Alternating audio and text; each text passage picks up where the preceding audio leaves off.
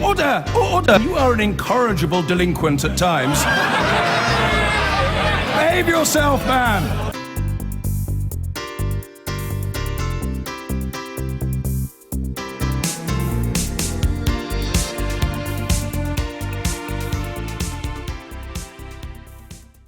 Now, hands up who wants to succeed David Cameron as Conservative Party leader. Oh, no hands go up. Our guest of the day says she doesn't, and she doesn't necessarily think the so-called frontrunners like George Osborne, Boris Johnson or Theresa May should either. Instead, she thinks someone young and fresh from the 2010 intake might do better. Younger than me. So who's in the running? I know a man who knows. Alex Donoghue from Ladbrokes is on College Green. Alex, what are the odds on the frontrunners? So, of that 2010 intake, the shortest odds is Sajid Javid. He's in there at 10 to 1. He was actually a bit of an outsider not so long ago, 25 to 1, 33 to 1. But slowly but surely, his odds have been coming in as maybe a lot of people start to look for an alternative to the hot favourite like George Osborne at 2 to 1 from that 2010 intake. We've put Ruth on the board here as well at 50 to 1. And what I would stress to add is that there's a certain leader of the opposition that once upon a time was on this very board at 100 to 1. So those of you who do see long odds, anything is possible, that's for sure. Yes, I bet you have. I bet you have to say that now in every single time you do a live on these. Anyway, yes, take us through some of the others. So Sajid Javid is the favourite at 10 to 1. We've got Nicky Morgan 25 to 1, Liz Truss 33 to 1. Rory Stewart 66 to 1, and then Jacob Rees-Mogg is the outsider there at 100 to 1. So looking at the trends that we've seen, it's probably Javid that we think's got the best chance, because he was one of these outsiders at around the 33 to 1 mark, but his odds have definitely been coming in, and it wouldn't surprise me if his odds were to shorten again in the coming months. So I think he'd be the challenger for me. So is it heating up already, Alex? It certainly will do. I think matters in the referendum will obviously have a big matter to say on that. But people are liking to back some outsiders at longer odds the further out we are, for sure. Right, Alex Donoghue there on College Green. Thank you very much. Well, and with us now, who's also on that board as an outsider at the moment, is a 2010 Conservative MP, Jacob Rees-Mogg. Welcome to the Daily Politics. Are you feeling heartened that your odds have shortened? No, I wouldn't pay any attention to this amusing game. Oh, I think you should. But there is one very good point in it, which is that the Conservative Party since the war has only chosen the front runner once, and that was a disaster. That was Anthony Eden. After Anthony Eden, it's always been the outsider, David Cameron, obviously Ian Duncan Smith, but Alec Douglas-Hume came from nowhere to win it. So it is not likely to be one of the front runners, and I think Ruth is right. So you don't think it'll be George Osborne then? I also think, which comes on to this, that it won't be somebody who backs the Stay campaign, because the bulk of the voters are outers. It's the Conservative Party members at large who are, well, they make me look like a Europhile. So that the party at large is soundly Eurosceptic, and they will not want somebody who's played a prominent role in the Stay campaign. What do you say on that point, Ruth Davidson? Is Jacob Rees-Mogg right? Well, do you know what, Jacob, I never had you down as one of the 2010 intake. I always kind of think of you as our member from the 19th century in a positive way.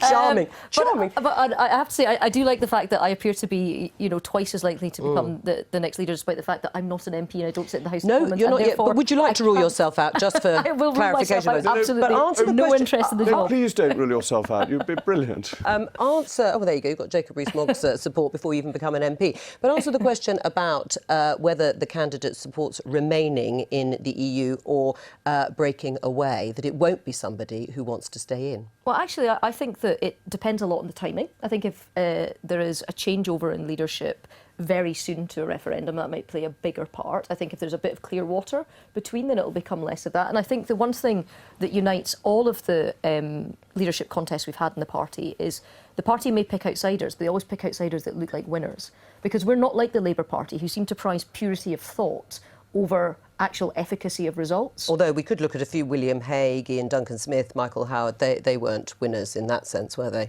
No, but in terms of who were they up against and who did they, who were they I think if you look at particularly how William Hague's gone on to develop as a politician, I think we miss him from the House of Commons. I think he was a tremendous Foreign Secretary. I think that he was a man of infinite gifts. Why, in your mind, because you've written this article where you suggested the next Conservative leader could come from the 2010 generation, what's wrong with anyone who came before that? I know you thought Jacob Rees-Mogg was there before, but... Well, no, and I had mentioned, and he won't thank me for saying it again, because I think it slightly painted a target on the back and he got a bit of joshing about it, was somebody from 2005, Stephen Crabb, the current Welsh Secretary, who I think is somebody that I have a real friendship with in politics, which is quite unusual, actually, and whose gifts, I think, and whose warmth and whose life story brings him much closer to the people of Britain, and I think is a very good communicator, and I would like to see him get a really big job in government. But I think what's really interesting about this is how many people you could see walking up the road to number 10, whereas you can't see that, I would suggest, of the current Labour leader. Do you agree about the 2010 intake? Do you think there could be a generation skipped? It often happens. You had Michael Crick on, who was saying to me just before I came that the Conservative Party tends to go for the person who's entered the House most recently and is the youngest in its post-war selection of leaders. So it may well actually be 2015. It tends to be that the new leader is a fresh face.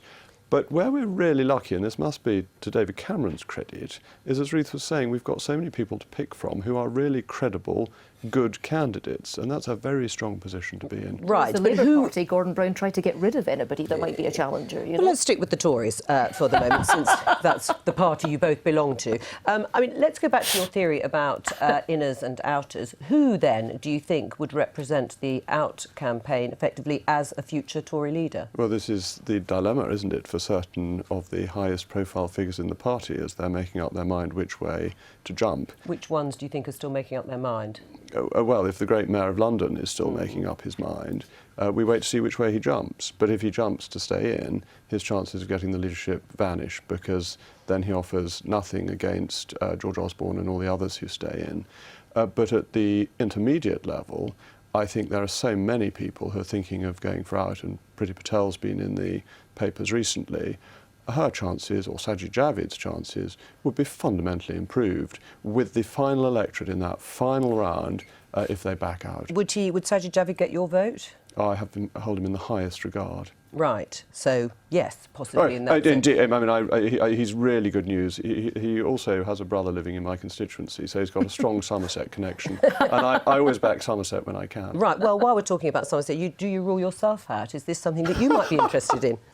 I don't need to rule myself out because nobody will rule me in, is the honest truth. Well, you've got an opportunity to do so. I mean, in terms of being on the winning side, would that not be more important at the referendum for any potential leadership contenders, whichever side wins? No. Oddly, being on the losing side could be very helpful because as a nation, we always like the gallant loser. So the person who leads the Leave campaign, which I think will actually win, but if in the sad circumstance it lost, would be seen as having been brave and courageous and would appeal to the grassroots. Likewise, the people on the stay side may find that if they fail, they're more easily forgiven than if they succeed. So there may be people who reluctantly vote to stay, as in Scotland.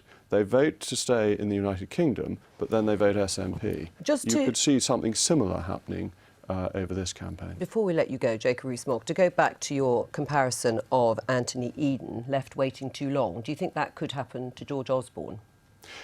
George Osborne is a brilliant and successful Chancellor. He may be on the wrong side of the European argument, and that will make his leadership ambitions very hard to prosper. Jacob Rees-Mogg, thank you. Thank you.